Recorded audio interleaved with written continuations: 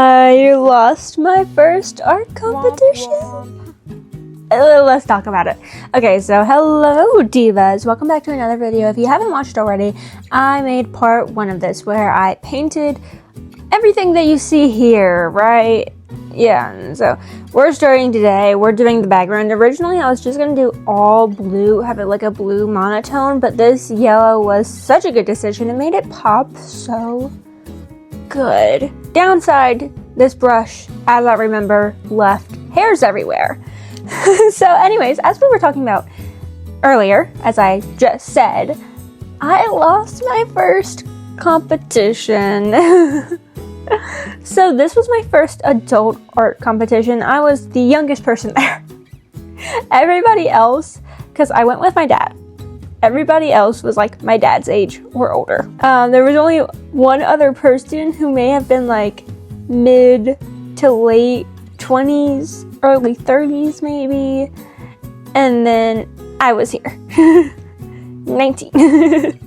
And there was a couple other, like, the only people younger than me were like kids, so that I guess we're like supporting family. So I was the youngest person competing. This is my first art competition since I was a wee child. I'll insert the picture. Plus side, I was really cunty. I had a beautiful outfit on. My heels matched my hair because I went to Raleigh, right? And I went thrifting with my sister-in-law, my bestie. And I found these heels there, and I am such an under consumer that I was like, no, I'm not going to get them. When am I ever going to wear these heels? When am I ever going to wear them? They're really cute, but when am I ever going to wear them? And then my sister was like, what is wrong with you? What is wrong with you?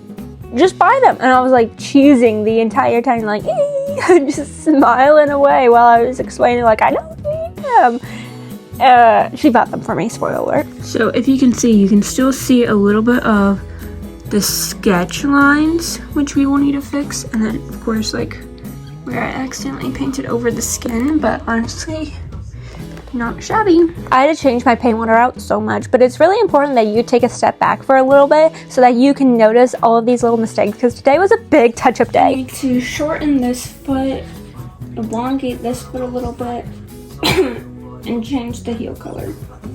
Make the socks a little bit brighter, I think. I also had the worst allergies in my life, and I was fighting for my life. So, today we are just painting this. Well, this was probably a couple of weeks ago, but I just now got to editing it. Problem is, I have to edit all of this on my phone, and I actually am gonna film a cleaning video later, because my room is disgusting. My room is a mess. It is horrible. My phone's gonna explode by this, by the way, because like my phone, because this was like 2.5 hours of footage, and so my phone was so hot. You could have cooked a piece of steak on it like it was Korean barbecue. I swear to God. It was so bad. But the cleaning video is gonna be even worse. So we're painting all this. Honestly, a majority of this part was just painting the background yellow. It took like 3, sometimes even 4 coats in certain spots for everything to be coated. And even now, like, I think that this was only the first round. You can see the streakiness, right? And I like texture. I'm a big texture person, as you can tell. I'm a big texture person, so I love having a lot of texture. However, streakiness is not texture, it's more of a technical error. So, but anyways, look at my little painting buddy. I always have one of the cats watching me. I know it doesn't seem like it, but she just doesn't like being on camera. And as you can also see, I was a victim to the 2020 cow print trend. My entire door painted cow print, and I convinced my mom so hard, and I'm like, no, I'm gonna love it. Like, this is timeless. I'm gonna want this on my door forever. The face was looking a little weird. I had to paint over it. But this is how we were looking. We were looking pretty good, honestly. Like, I was really liking how it was turning out so far. I felt like the yellow, like, just brightened the whole piece really beautifully, looked really good. I was feeling pretty hyped. So, let's talk a little bit about losing, right? Being a big fat loser, being a miserable loser. So I've talked about it before, but with my writing, because I talked about why I think that losing made me a better writer. The truth is that I went into this with 0 expectations. This was in the middle of nowhere town, 45 minutes away from me.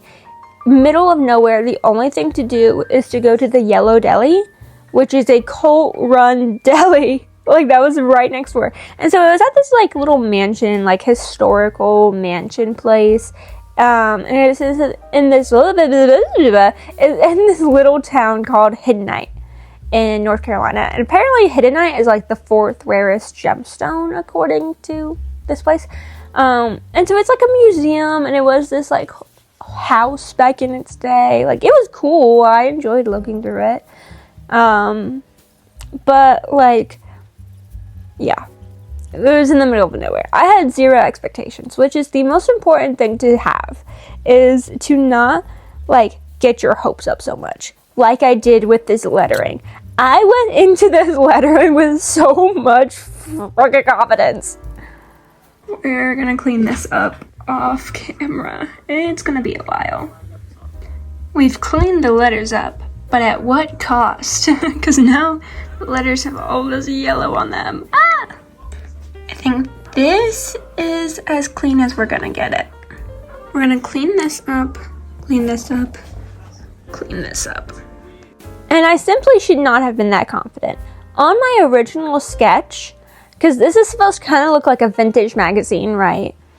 On my original sketch, to that side I'm currently painting, right, was a bunch of words. I don't remember what it was supposed to say. I'll find the sketch maybe. But it had a bunch of words on it, had a whole headlines, just like old magazines have. And I did part of it. You're gonna see it later, of course. But that was a struggle. All I wrote was what unites us all. 4 words.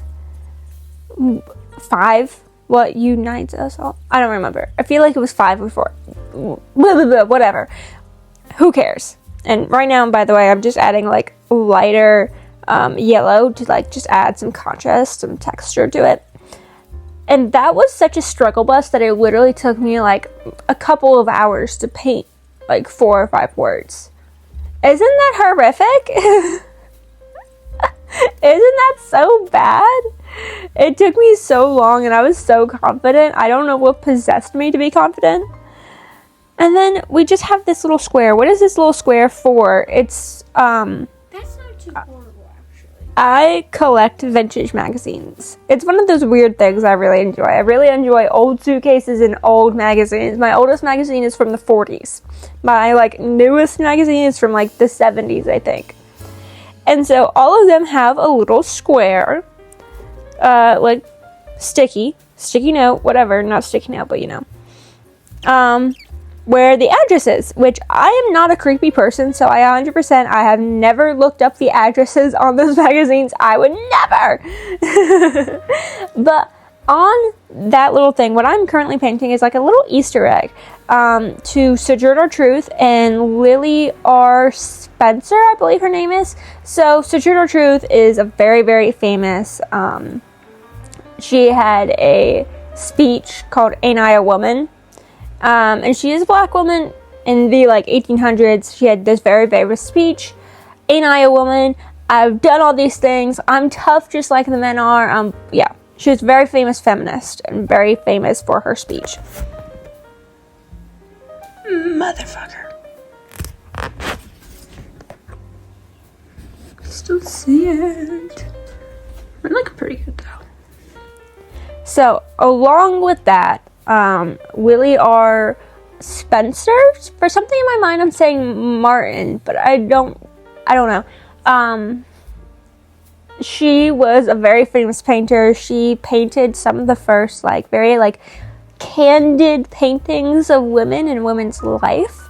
So both of those are pretty, you know, relevant to the painting of girls, what unites us all. So, very, very nice. This took a long time to cover. As you can see, it was night in the previous clips, and we're back in the morning. Nobody judged that I'm wearing the same sweatshirt. Don't look at me. And then I cleaned up these letters for so long. This was, like, really my last extensive project. But frankly, it took me almost the same amount of time as it took for me to make the body. Isn't that scary? If you made it all the way here and you are a painter, what is, like, the hardest thing for you to paint?